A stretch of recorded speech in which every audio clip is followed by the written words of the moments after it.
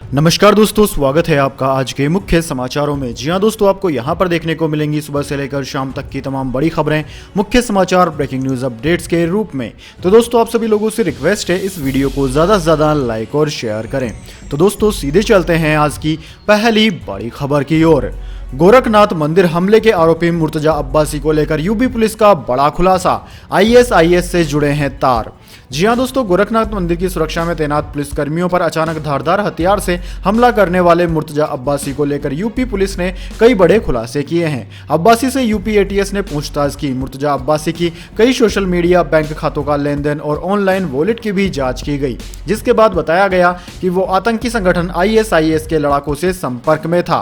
दोस्तों, UP police के ADG law and order Prashant Kumar ने इसे लेकर मीडिया को जानकारी दी, जिसमें उन्होंने बताया कि जांच में पता चला है कि अभियुक्त मुर्तजा अब्बासी आईएसआईएस के लड़ाके और उनसे सहानुभूति रखने वालों के संपर्क में था।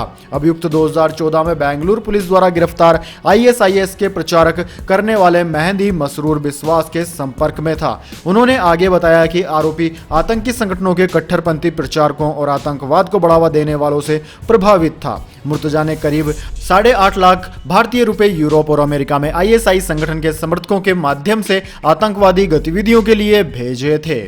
इसके बाद दोस्तों, अगली बड़ी खबर। उद्धव ठाकरे ने बीजेपी पर हिंदुओं को बांटने का लगाया आरोप, कहा महाराष्ट्र को हिंदू विरोधी दिखाने की हो रही है कोशिश।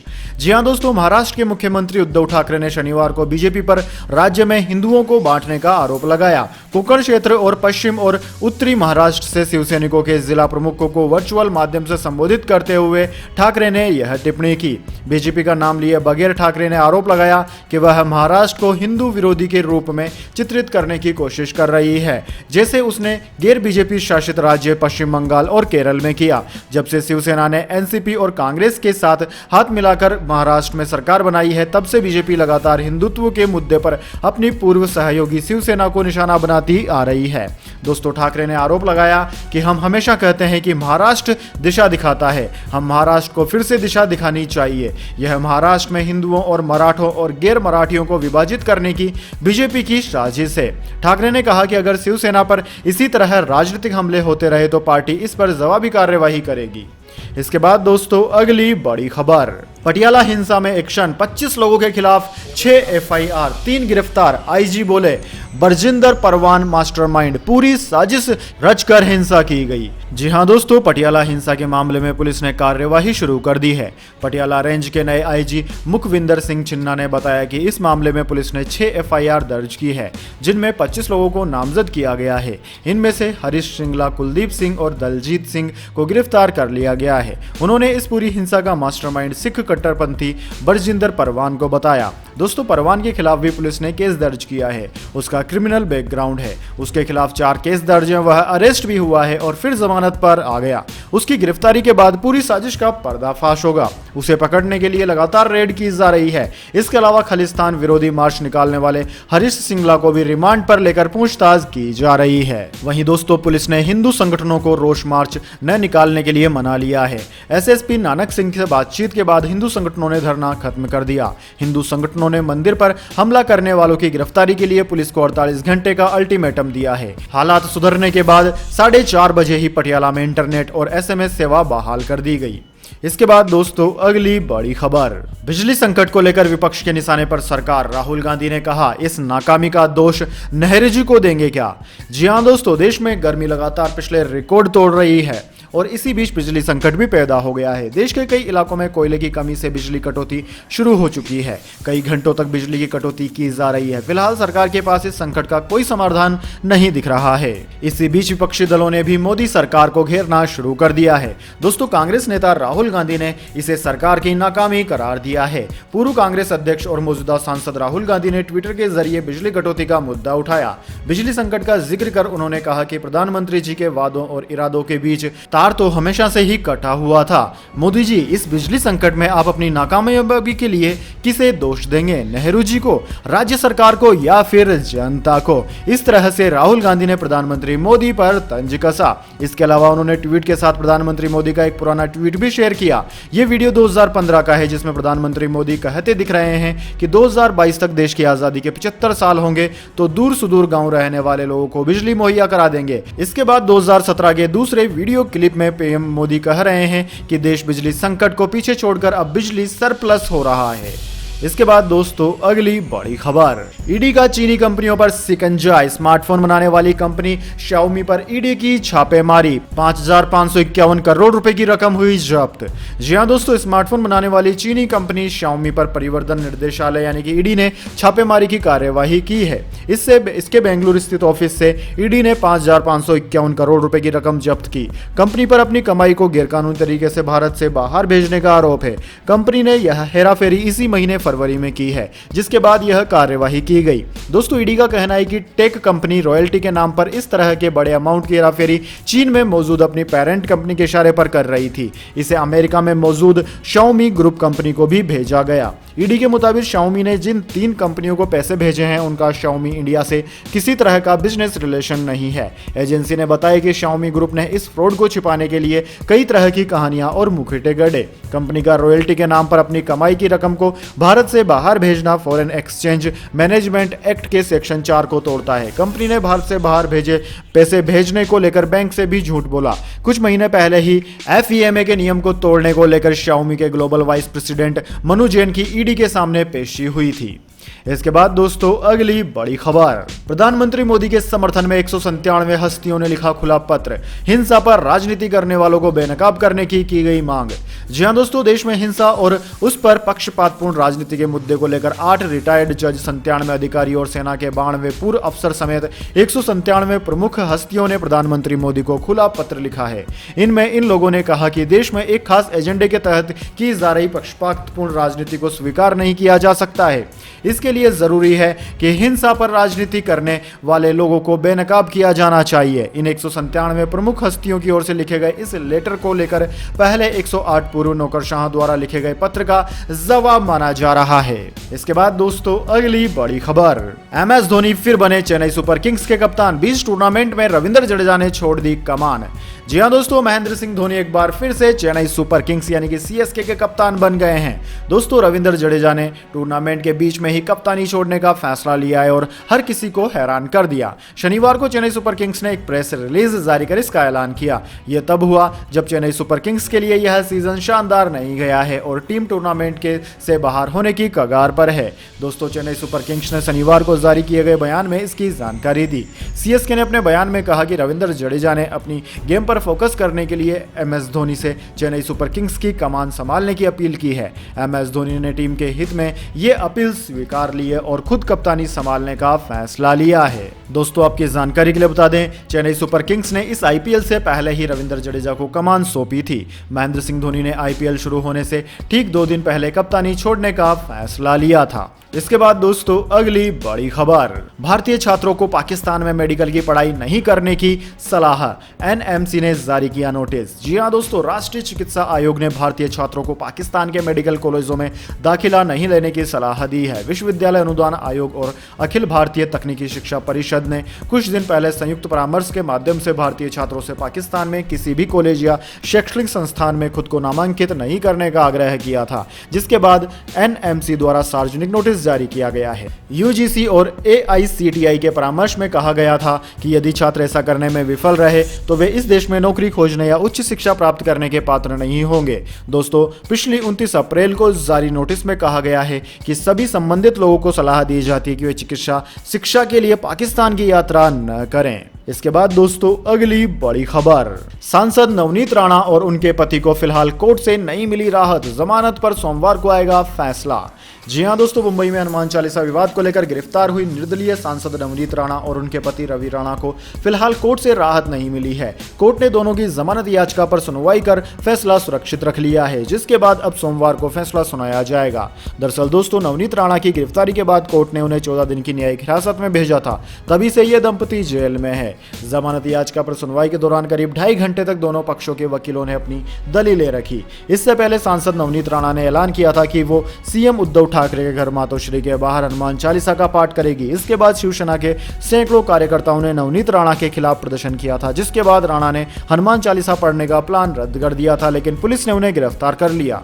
उसके खिलाफ आरोप लगाया गया कि उन्होंने लोगों की भावनाओं को भड़काने का काम किया। इसके बाद नवनीत राणा के खिलाफ राजद्रोह का मामला भी दर्ज कर लिया गया। इसके बाद दोस्तों, अगली बड़ी खबर, जैकलीन फर्नांडिस पर ईडी की बड़ी कार्रवाई। जैकलीन की 7.23 करोड़ रुपए की प्रॉपर्टी जब्त। यह रकम जेल में बंद ठग सुकेश ने गिफ्ट की थी। जी हां दोस्तों, परिवर्तन निर्देशालय यानी कि ईडी ने एक्ट्रेस जैकलीन फर्नांडिस के खिलाफ बड़ी कार्रवाई करते हुए उनकी 7 करोड़ 27 लाख की प्रॉपर्टी जब्त कर ली है। दोस्तों, बताया जा रहा है कि यह रकम ठग सुकेश चंद्रशेखर ने जैकलीन को गिफ्ट की थी। जानकारी के मुताबिक जैकलीन के पास इतनी रकम की एक एफडी है, जिसे ईडी ने जब्त कर लिया है। जैकलीन से ईडी की टीम 3 बार पूछताछ भी कर चुकी है। उससे तिहाड़ जेल में बंद ठग सुकेश चंद्रशेखर के साथ उसके संबंधों को लेकर पूछताछ हुई। उसके खिलाफ ईडी लुकआउट नोटिस भी जारी कर चुकी है। 5 दिसंबर 2021 को देश से बाहर जाने की कोशिश करते हुए उन्हें मुंबई एयरपोर्ट पर रोक लिया गया था। इसके बाद दोस्तों, अगली बड़ी खबर, ट्विटर के लिए फंड जुटाने की कोशिश। एलन मस्क ने नुकसान में बेचे टेस्ला के शेयर। जी हां दोस्तों, टेस्ला के सीईओ एलन मस्क ने कंपनी के 44 लाख शेयर बेच दिए हैं। इन शेयर की कीमत करीब 4 अरब डॉलर है। दोस्तों, मस्क के इस सौदे को ट्विटर के लिए फंड जुटाने की कवायद के रूप में देखा जा रहा है। यह जानकारी अमेरिकी सिक्योरिटीज फाइलिंग से सामने आई है। दोस्तों, फाइलिंग में दी गई जानकारी में बताया गया है कि एलन मस्क ने टेस्ला के 44 लाख शेयर को बेच दिया। इन शेयर की बिक्री 3.99 अरब डॉलर से भी ज्यादा में की गई। पिछले कुछ दिनों में शेयर को $872 से $999 प्रति शेयर पर बेचा गया। पहले भी मस्क टेस्ला के शेयर बेच चुके हैं। इसके बाद दोस्तों, जाने अगली बड़ी खबर, लेकिन उससे पहले मेरी आपसे एक छोटी सी रिक्वेस्ट है। अगर दोस्तों आपको अभी तक हमारी न्यूज पसंद आई है तो इसे एक छोटा सा लाइक जरूर दे दीजिए, और अगर आपको पसंद नहीं आई है तो बेशक आप डिसलाइक भी कर सकते हैं, लेकिन दोस्तों लाइक और डिसलाइक जरूर कीजिए, क्योंकि दोस्तों यही हमारी मेहनत का फल होता है और इसी से हमें पता चलता है कि आपको हमारी वीडियोस पसंद आ रही हैं या नहीं। तो दोस्तों, जान लेते हैं अगली बड़ी खबर। आज से बढ़ सकते हैं घरेलू गैस सिलेंडर के दाम। पूर्वांचल एक्सप्रेसवे पर लगेगा टोल। जी हां दोस्तों, आज यानी कि 1 मई से आपको महंगाई का झटका लग सकता है। 1 मई को तेल कंपनियां गैस सिलेंडर के दाम बढ़ा सकती हैं। इसके अलावा उत्तर प्रदेश की राजधानी लखनऊ से गाजीपुर तक जाने वाले 340 किलोमीटर लंबे पूर्वांचल एक्सप्रेसवे पर टोल टैक्स देना होगा। इस महीने से आपको कुछ नई सुविधाएं भी मिलेंगी। वैसे दोस्तों, आपकी जानकारी के लिए बता दें, सरकारी ऑयल मार्केटिंग कंपनियां हर महीने की पहली तारीख को गैस सिलेंडर के दामों की समीक्षा करती है। इसके बाद ही दाम बढ़ाए या घटाए जाते हैं या फिर स्थिर रखने का फैसला किया जाता है। इससे पहले 1 अप्रैल को 19 किलो वाले कमर्शियल एलपीजी सिलेंडर की कीमत 250 रुपए बढ़ा दी गई थी। तो दोस्तों, आज भी गैस की कीमतें बढ़ सकती हैं। इसके बाद दोस्तों, अगली बड़ी खबर, ट्विटर के सीईओ पराग अग्रवाल को हटाएंगे मस्क। कहा, कंपनी के पुराने मैनेजमेंट पर भरोसा नहीं, जैक डार्सी की हो सकती है वापसी। जी हां दोस्तों, एलन मस्क ने ट्विटर के नए सीईओ को ढूंढ लिया है। हालांकि अभी उनके नाम की जानकारी सामने नहीं आई है। न्यूज एजेंसी राइटर्स के मुताबिक मस्क ने ट्विटर के चेयरमैन ब्रेट टेलर से बताया कि उन्हें कंपनी के मैनेजमेंट पर बिल्कुल भी भरोसा नहीं है। इस बात को वह सिक्योरिटी एक्सचेंज कमीशन SEC में भी कह चुके हैं। दोस्तों, आपकी जानकारी के लिए बता दें, पिछले साल नवंबर में ही जैक डॉर्सी की जगह पराग अग्रवाल को ट्विटर का नया CEO बनाया गया था। कॉन्टेक्ट के मुताबिक यदि अग्रवाल को 12 महीने के अंदर हटाया जाता है तो कंपनी को उन्हें 38.7 अरब डॉलर करीब 296 करोड़ रुपए की रकम चुकानी होगी। हालांकि डील की पूरी प्रक्रिया पूरी होने तक पराग अग्रवाल पद पर बने रहेंगे। सूत्रों के मुताबिक जैक डॉर्सी को एक बार फिर कंपनी की कमान सौंपी जा सकती है। इसके बाद दोस्तों, अगली बड़ी खबर, आसमान से बरस रही है आग। दिल्ली, पंजाब समेत कई राज्यों के लिए ऑरेंज अलर्ट जारी। जी हां दोस्तों, देश के कई हिस्सों में पिछले कुछ दिनों से भीषण गर्मी पड़ रही है। देश के कई राज्य लू की चपेट में हैं। कई प्रदेशों में तापमान 46 डिग्री तक पहुंच चुका है। मौसम विभाग की ओर से कई राज्यों के लिए ऑरेंज अलर्ट जारी किया गया है। दोस्तों, इंडियन मेट्रोलॉजी डिपार्टमेंट महानिदेशक डॉक्टर M महापात्रा के मुताबिक अप्रैल 2022 में उत्तर पश्चिमी और मध्य भारत में औसत अधिकतम तापमान पिछले 122 सालों में क्रमशः 35.9 90 डिग्री सेल्सियस और 37.78 डिग्री सेल्सियस के साथ सबसे अधिक है। दोस्तों पश्चिम, मध्य और उत्तर पश्चिम भारत के अधिकांश हिस्सों और उत्तर पूर्व भारत के उत्तरी हिस्सों में सामान्य से अधिकतम तापमान की संभावना है। दिल्ली में भीषण गर्मी की वजह से लोगों की परेशानी बढ़ गई है। शहर चिलचिलाती धूप में तप रहा है। लोग गर्मी से राहत पाने के लिए तरस रहे हैं। दोस्तों इस साल मार्च महीने की शुरुआत से ही गर्मी ने कई रिकॉर्ड तोड़ दिए। भीषण गर्मी की वजह से लोगों का घर से निकलना मुश्किल हो गया। वहीं मौसम विभाग ने भीषण गर्मी को लेकर आज कई राज्यों के लिए ऑरेंज अलर्ट जारी किया है। मौसम विभाग ने दिल्ली, पंजाब, हरियाणा, उत्तर प्रदेश, राजस्थान और मध्य प्रदेश के लिए ऑरेंज अलर्ट जारी करते हुए चेतावनी जारी की है। इसके अलावा महाराष्ट्र के विदर्भ क्षेत्र और झारखंड के लिए ऑरेंज अलर्ट जारी कर दिया गया है। इसके बाद दोस्तों अगली बड़ी खबर, पुतिन ने माना हमने किया था यूएन प्रमुख गुटेरेस की यात्रा के दौरान कीव पर हमला। जी हां दोस्तों, रूस और यूक्रेन के बीच 2 महीने से अधिक वक्त से जंग जारी है। इसी बीच रूसी सैनिकों ने संयुक्त राष्ट्र प्रमुख एंटोनियो गुटेरेस के यूक्रेन दौरे के समय कीव समेत कई इलाकों पर हमला किया था। रूस ने शुक्रवार को इस बात की पुष्टि की है कि उसने संयुक्त राष्ट्र महासचिव की यात्रा के दौरान कीव पर हवाई हमला किया। लगभग 2 सप्ताह में यूक्रेनी राजधानी पर इस तरह का पहला हमला और जिसमें एक पत्रकार की भी मौत हो गई। रूस के रक्षा मंत्रालय ने कहा कि उसने एडवाइज्ड और सटीक लंबी दूरी के हवाई आधारित हथियार तैनात किए हैं। राहत और बचाव कर्मियों ने शुक्रवार को बताया था कि कीव पर हमले में कम से कम एक व्यक्ति की मौत हो गई है, जबकि इसमें कई लोग जख्मी भी हुए। दोस्तों बताया जा रहा है कि हमले में 2 इमारतें ध्वस्त हो गई थी। इसके बाद दोस्तों अगली बड़ी खबर, आरसीबी लगातार तीसरा मैच हारी। गुजरात ने 6 विकेट से दी मात। 8 जीत के साथ गुजरात टाइटंस की प्लेऑफ में जगह पक्की। जी हां दोस्तों, आईपीएल 2022 के 43वें मैच में गुजरात ने रॉयल चैलेंजर बेंगलुरु को 6 विकेट से हरा दिया। पहले बल्लेबाजी करते हुए बेंगलुरु ने 170 रन बनाए थे। जवाब में गुजरात ने 19.3 ओवर में 4 विकेट गंवाकर टारगेट हासिल कर लिया। दोस्तों राहुल तेवतिया और डेविड मिलर ने एक बार फिर गुजरात की जीत में अहम भूमिका निभाई। तेवतिया ने मैच में 25 गेंदों में 43 रन बनाए, वही मिलर के बल्ले से 24 गेंद में 39 रन निकले। अपना 100वां आईपीएल मैच खेल रहे हार्दिक पांड्या कुछ खास कमाल नहीं कर पाए और सिर्फ 3 रन बनाकर शहबाज अहमद की गेंद पर कैच आउट हो गए। वहीं दोस्तों गुजरात के खिलाफ विराट कोहली ने फॉर्म में वापसी की है। उन्होंने 53 गेंद में 58 रन की पारी खेली। उनके बल्ले से 6 चौके और 1 छक्का निकला। ये आईपीएल 2022 में विराट कोहली की पहली 50 है। 14 पारियों बाद विराट को दर्शकों के सामने बल्ला उठाने का मौका मिला। इसके बाद दोस्तों अगली बड़ी खबर, राजधानी दिल्ली में कोरोना से 1520 नए केस। बाकी राज्यों में कितने आए सामने जानिए। जी हां दोस्तों, राष्ट्रीय राजधानी दिल्ली में कोविड-19 के 1520 नए मामले सामने आए हैं। वहीं इस दौरान एक और मरीज की मौत हो गई। दोस्तों दिल्ली में इस वक्त संक्रमण दर 5.10% तक पहुंच गई है। पिछले 24 घंटे में 1412 मरीज कोरोना से ठीक हुए। 5716 कोरोना के एक्टिव केस इस वक्त राजधानी दिल्ली में है। इसके अलावा दोस्तों तमिलनाडु में पिछले 24 घंटे में कोविड के 49 नए मामले सामने आए और 43 मरीज ठीक हुए। राज्य में एक्टिव केस 513 हैं। इसके साथ ही पिछले 24 घंटों में राज्य में एक भी मौत नहीं हुई है। महाराष्ट्र की बात की जाए तो दोस्तों महाराष्ट्र में कोरोना वायरस के 155 नए मामले सामने आए हैं और एक मरीज की मौत हो गई है। पिछले 24 घंटे में कोविड-19 के ओडिशा में 12 और मिजोरम में 83 नए मामले मिले। तो दोस्तों यह थी आज की तमाम बड़ी खबरें। इसके बाद दोस्तों अब बारी आती है आज के माइंड क्विज क्वेश्चन की। जी हाँ दोस्तों, एक आसान से सवाल का जवाब देकर आप जीत सकते हैं एक अमेजिंग सरप्राइज गिफ्ट हमारे यूट्यूब चैनल की ओर से। तो दोस्तों आज का सवाल आपकी स्क्रीन पर आ चुका है। भारत की पहली प्राइवेट ट्रेन का नाम क्या है? जी हाँ दोस्तों, अगर आप जानते हैं भारत की पहली प्राइवेट ट्रेन का नाम तो जल्दी से कमेंट बॉक्स में लिख दीजिए। अगर दोस्तों आपका जवाब होता है एकदम सही और आप चुने जाते हैं लक्की विजेता के रूप में तो आपको मिल सकता है एक अमेजिंग सरप्राइज गिफ्ट हमारे यूट्यूब चैनल की ओर से। तो दोस्तों जल्दी से अपना उत्तर कमेंट बॉक्स में लिख दीजिए, वीडियो को लाइक कर लीजिए और चैनल को सब्सक्राइब करके बेल आइकन भी दबा लीजिए। धन्यवाद। वंदे मातरम। जय हिंद, जय भारत।